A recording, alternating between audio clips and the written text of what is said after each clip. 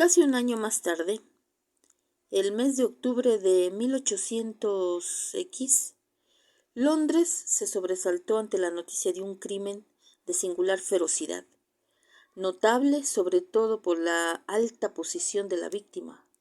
Los detalles eran pocos y sorprendentes.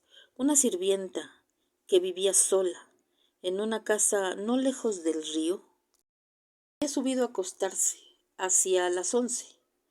Aunque la ciudad se vio cubierta de madrugada por la bruma, la primera parte de la noche estuvo despejada, y el camino, que dominaba la ventana de la sirvienta, estaba brillantemente iluminado por la luna llena. Parece que la muchacha era de naturaleza romántica, porque se sentó sobre su baúl, que estaba colocado inmediatamente debajo de la ventana, y se sumió en sus ensoñaciones. Nunca, no dejó de decir entre lágrimas, cada vez que narró su experiencia, nunca se había sentido más en paz con todos los hombres o más en armonía con el mundo. Y así, mientras estaba sentada, reparó en un apuesto hombre de una cierta edad y pelo blanco, que se acercaba por el camino, y, avanzando a su encuentro, en otro caballero de muy baja estatura, a quien al principio prestó poca atención. Cuando llegaron al alcance del oído de uno del otro, que fue justo debajo de sus ojos, el hombre mayor hizo una inclinación de cabeza y se acercó al otro de una forma muy educada.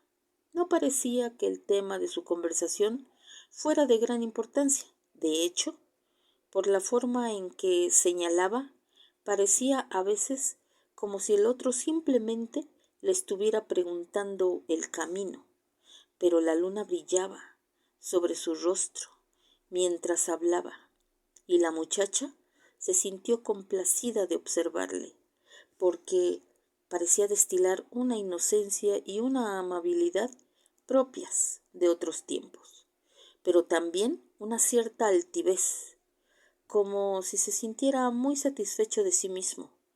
Luego sus ojos se dirigieron al otro hombre, y le sorprendió reconocer en él a un tal Mr. Hyde, que en una ocasión había visitado a su amo y que le había repugnado desde el primer momento. Llevaba en la mano un pesado bastón, con el que jugueteaba, pero no respondía ni una sola palabra, y parecía escuchar con una apenas refrenada impaciencia, y entonces de repente estalló en un terrible acceso de furia, pateando, blandiendo el bastón y agitándose, según lo describió la sirvienta, como un loco.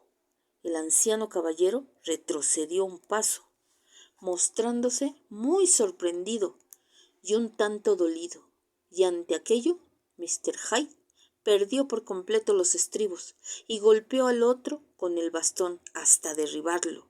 Al momento siguiente, y con la furia de un simio, estaba pisoteando a su víctima y lanzando una lluvia de golpes, bajo los cuales se oía claramente el crujir de los huesos, mientras el cuerpo saltaba sobre la calzada. Ante el horror de aquella visión y aquellos sonidos, la sirvienta se desvaneció. Eran las 2 de la madrugada cuando recobró el conocimiento y llamó a la policía. El asesino había desaparecido hacía mucho, pero allá estaba su víctima, tendida en medio del camino, increíblemente destrozada. El bastón con el cual se habían cometido los hechos, aunque era de alguna rara madera muy dura y pesada, se había partido en dos, bajo la violencia de aquella insensata crueldad, y una astilla y astillada mitad había rodado hasta la cuneta del camino, mientras que la otra sin duda se la había llevado el asesino. Sobre la víctima se hallaron un monedero y un reloj de oro, pero ninguna tarjeta ni papeles, excepto un sobre cerrado y franqueado, que probablemente llevaba al correo, con el nombre y la dirección de Mr. Utterson escritos en él.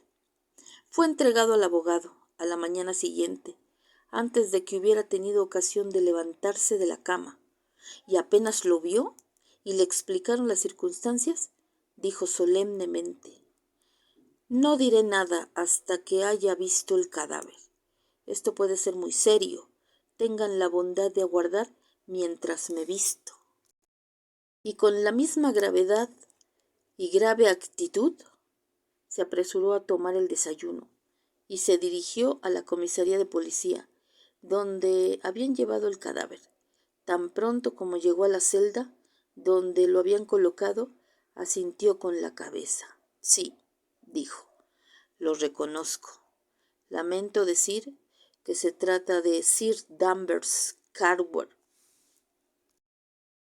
«Buen Dios, señor», exclamó el agente, «¿es posible?». Y al momento siguiente sus ojos se iluminaron con ambición profesional. «Esto va a hacer mucho ruido», dijo, «y quizás pueda ayudarme usted con el criminal». Y narró brevemente lo que había visto la sirvienta y le mostró el bastón roto. Mr. Utterson sintió un estremecimiento al oír el nombre de Hyde, pero cuando le fue mostrado el bastón ya no pudo dudar. Roto y astillado como estaba, lo reconoció como el bastón que él mismo le había regalado a Henry Jekyll hacía muchos años. «¿Es ese Mr. Hyde una persona de baja estatura?», inquirió. «¿Particularmente baja y de aspecto particularmente desagradable? Así es como lo ha descrito la sirvienta», dijo el agente. Mr. Utterson reflexionó y luego, alzando la cabeza: «Si quiere venir usted en mi coche», dijo, «creo que puedo conducirle hasta su casa». El deprimente barrio del Soho, visto bajo aquellos cambiantes atisbos, con sus lodosas calles y sus desaseados transeúntes y sus farolas de gas, que no se habían apagado quizás para combatir aquella lúgubre y nueva invasión de la oscuridad, parecía a los ojos del abogado como un distrito de alguna ciudad de pesadilla. Sus pensamientos, además, estaban teñidos con los colores más sombríos, y cuando miró a su compañero de viaje, fue consciente del ligero miedo hacia la ley y sus agentes, que muchas veces asalta incluso a la persona más honesta.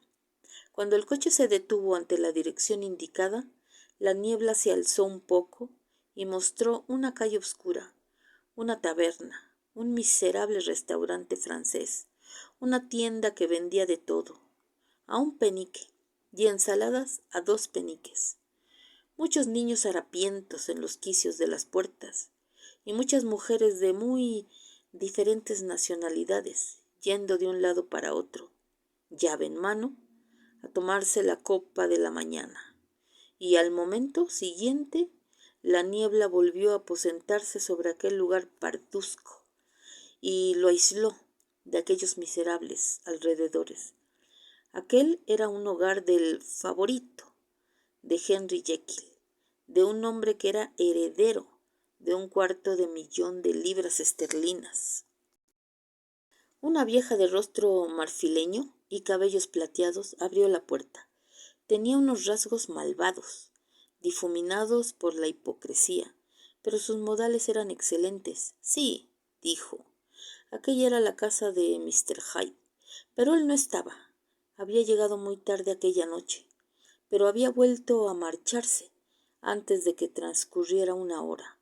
No había nada extraño en ello.